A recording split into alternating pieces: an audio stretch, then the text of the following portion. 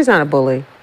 Well, I mean, if you want to talk about bullies, we can talk about every time Caitlin has the ball, she pushes off. Oh, no. But what are your thoughts on Angel's rookie season so far?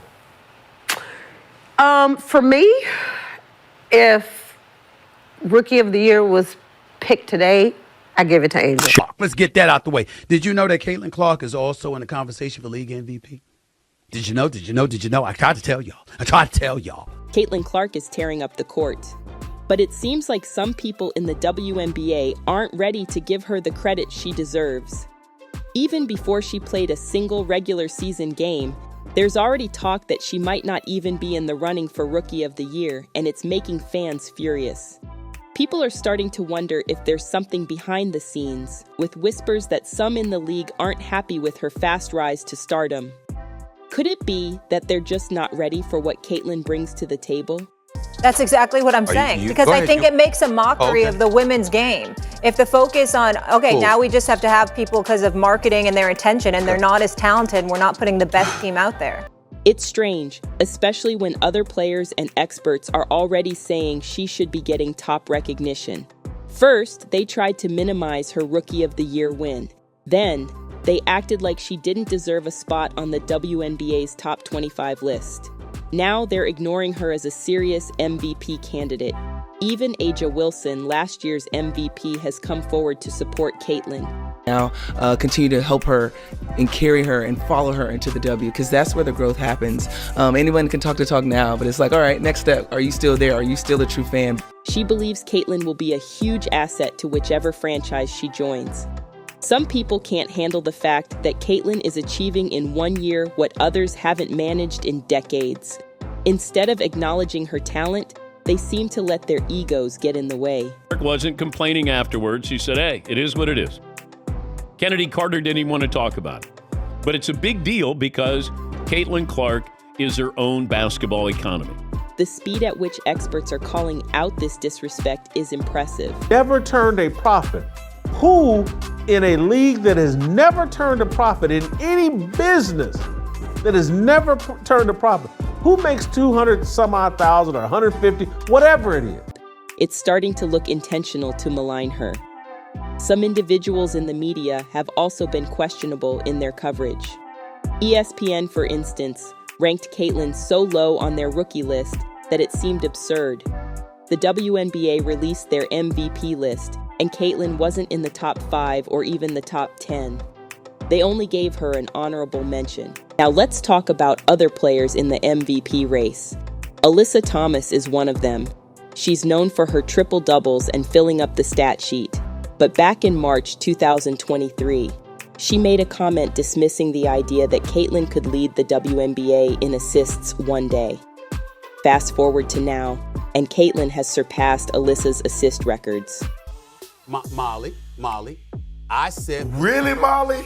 Wow. They jumped on us. They jumped on us, Molly. They jumped on us as a show. Alyssa averaged 8.9 assists per game this season, setting a new WNBA record. Impressive, yes, but Caitlin, a rookie, averaged 9.4 assists per game. She didn't just beat Alyssa's record, she set a new standard. While Alyssa scores about 15.5 points per game, Caitlin is averaging nearly 20 points. Caitlin is outperforming her in multiple areas. Alyssa's MVP campaign seems built on flashy stats that don't hold up under scrutiny.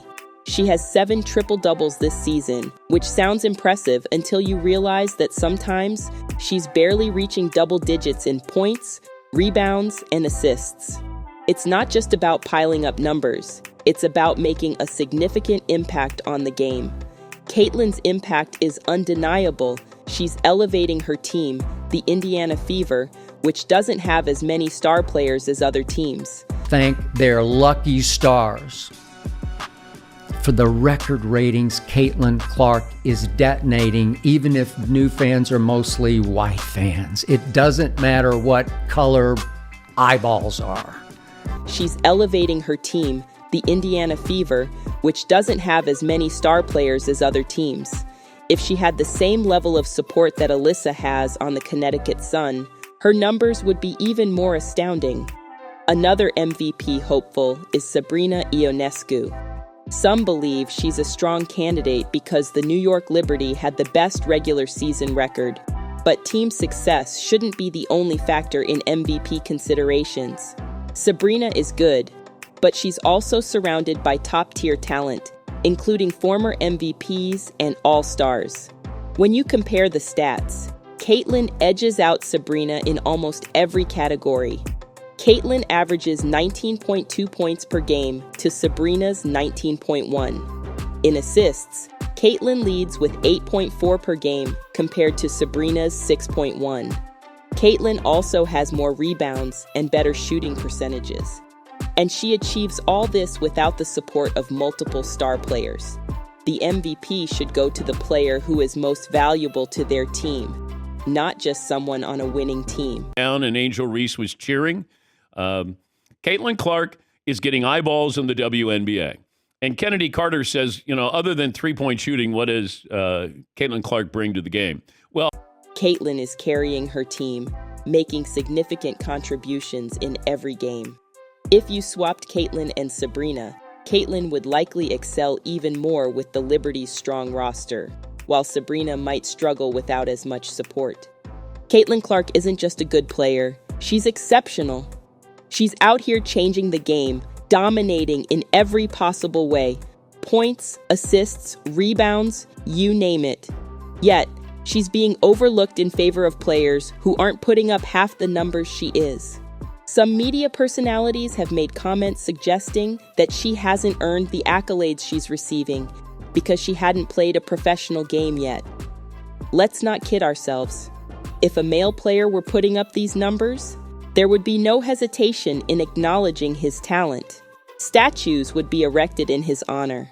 But because it's Caitlin, she's being treated like just another player. Caitlin Clark games. Just throwing that out there. You need to know. You need to understand these are the kind of things that comes with it, okay? So we got to get that out the way, okay? She is simply better than everyone else in the league right now. Her pick and roll game is unguardable. Defenders don't know how to stop her. If they focus on her, she finds the open player. If they don't, she scores with ease. She's always one step ahead, reading the defense and making smart decisions. Her off-ball movement is exceptional. She sets herself up for open shots by faking out defenders. She knows when to cut, when to stay back, and how to create space. Her basketball IQ is off the charts. Caitlin pushes the pace of the game. Even after the opposing team scores, she's sprinting up the court, catching defenders off guard. If you're not paying attention, she'll make you pay with a quick basket or an assist. She draws so much attention from defenders that it opens up the court for others. It's not normal for a player to create so many scoring opportunities off the opponent's made baskets, but Caitlin does it consistently. She is an extraordinary talent who deserves recognition. The way she's being overlooked is unfair and doesn't reflect her contributions to the game. The WNBA and the media need to acknowledge her achievements and give her the respect she's earned. Caitlin Clark is doing just that, and she deserves to be at the forefront of the MVP conversation.